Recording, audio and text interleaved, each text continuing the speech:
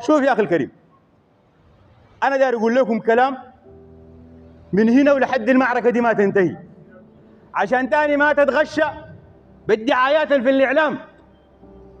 معركة حقتنا وانتصرنا فيها، معركة اللي استشهد فيها شهيد محمد صديق دي نحن انتصرنا فيها وكبدنا العدو فيها خسائر. قالوا فكوا الحصار بتاع المصفى يفكوا الشمال.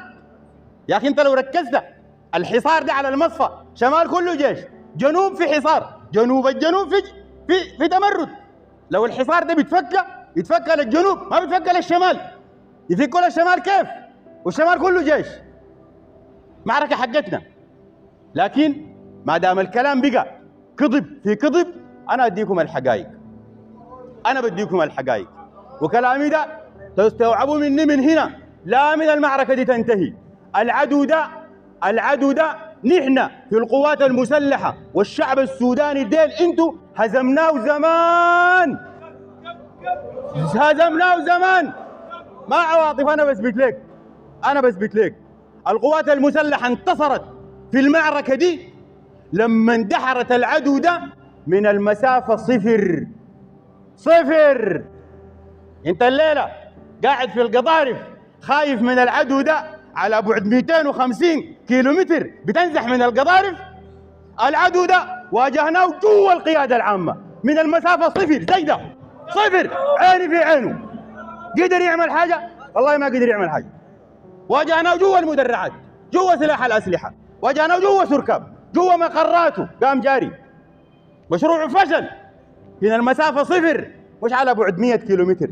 يهددك يقول لك سيناريو مدني سيطبق في الفاو، يطبق في القضارف سيناريو مدني، يجوا خاشين القضارف بسيناريو مدني. اقسم بالله العظيم، اقسم بالله العظيم، قسم لا احنث فيه بقوة الله ان شاء الله والذي رفع السماء بلا عمد، مش الدعم السريع، مش فصيلة فيه، مش كتيبة فيه، مش جندي، نملة ما تخش القضارف، نملة ما تخش، والله نملة ما تخش القضارف.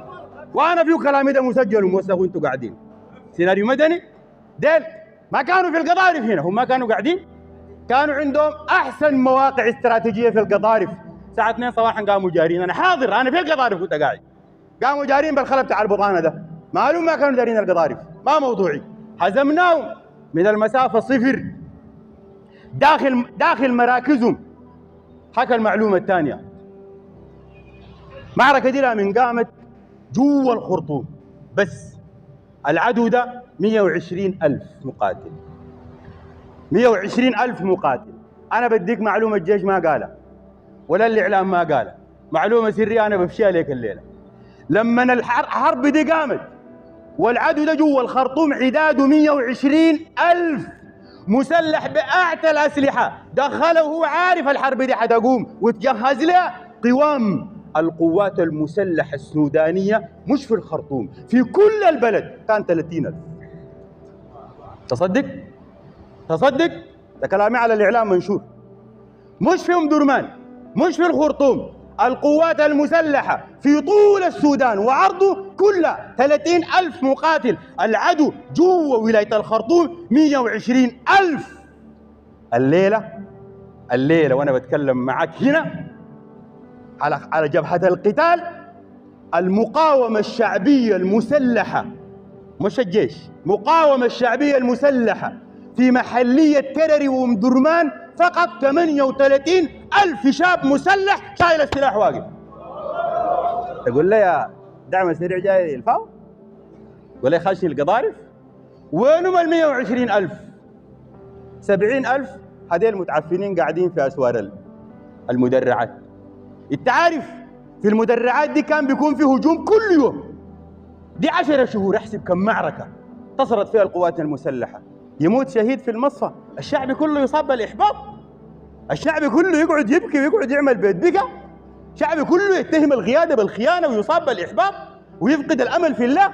أكثر من 150 معركة في المدرعات دي بس، قتل فيها أكثر من 70,000 فطيس من الجنجويد هناك. ده كله ما عجبك عشان 5 نفر قالوا نفذت الذخيرة بتاعتهم ومكروا بهم ونفذوا الذخيرة بتاعتهم ما ادوهم. أي زول اشتغل عمليات بيعرف انه ما في ضابط في المعركه دي مهما كانت رتبته رفيعه يمنع الذخيره بتاعتي، ما في. عمليا في ارض الواقع الفيكم مش عمليات بيعرف الكلام ده، ما في ضابط بيقدر مهما كان خاين انا بكاتل القى الذخيره بتاعتي، ما في، ما عنده الباور، ما عنده السلطه، لكن ده كلام بيسوقوا لك في الاعلام عشان تخاف. القوات المسلحه انتصرت لما دمرت القوه الحيه للدعم السريع. واحد من هجوم المدرعات هجموا ب 300 عربيه. وين عرباتهم حس؟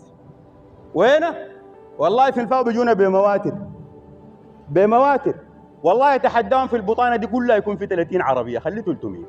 اتحدى العدو واتحدى كيكل واتحدى اي جنجويد ومرتزق يكون في البطانه دي في 30 عربيه، ليورينا لها وين قاعد. وين مشت عرباتهم دي؟ انت ده كله ما شفته؟ شفت معركه واحده نحن منتصرين فيها؟ الاعلام جا قال لك والله عملوا له كمين وقتلوه وتم اسره وادوه كف وكلنا بقينا خاينين عشان نص معركه فقط. ده كله خليته قواتنا المسلحه دي انتصرت في اكثر من 500 معركه في ام درمان. وانت قالوا ام درمان دي حرروها كيف؟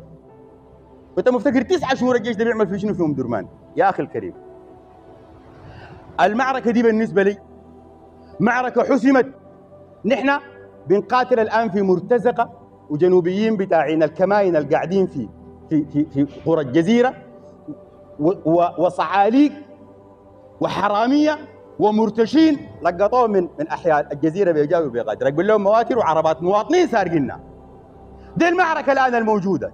لكن انا اتحدى الدعم السريع وقيادته لو كانت عنده قياده. ال 120,000 اللي كانوا في الخرطوم طلعوا لنا منهم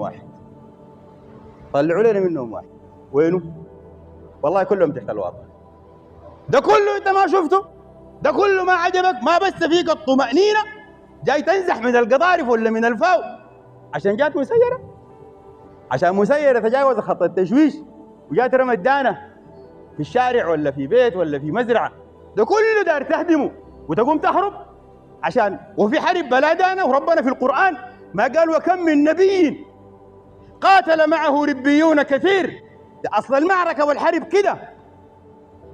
ما قال فما أصابهم، ما قال ما جاتهم دانات، ما قال ما يتجرحوا، ما قال ما جاتهم بلايا، قال فما وهنوا لما أصابهم في سبيل الله. ده نحن دارينه من الشعب السوداني الليلة، أنه ما يصاب بالوهن والضعف. والله تعالى يقول ولا تهنوا. ده ما البرهان اللي بيتكلم، ده ما أنا، ده رب العالمين يا شيخنا. قال لك ولا تهنوا ولا تحزنوا وأنتم الأعلون. دي معركة واضحة بالنسبة لنا، معركة حق وباطل. نحن ما بنقيسها بالكيلومترات، ما بنقيسها بالأعداد، لكن أنا قلت أقول لكم الأعداد دي يمكن تطمنكم شوي، يمكن تريحكم شوي. لكن اللي بيفتكر أنه المعركة دي يمكن أن ينتصر فيها الباطل فقد أساء الظن برب العالمين.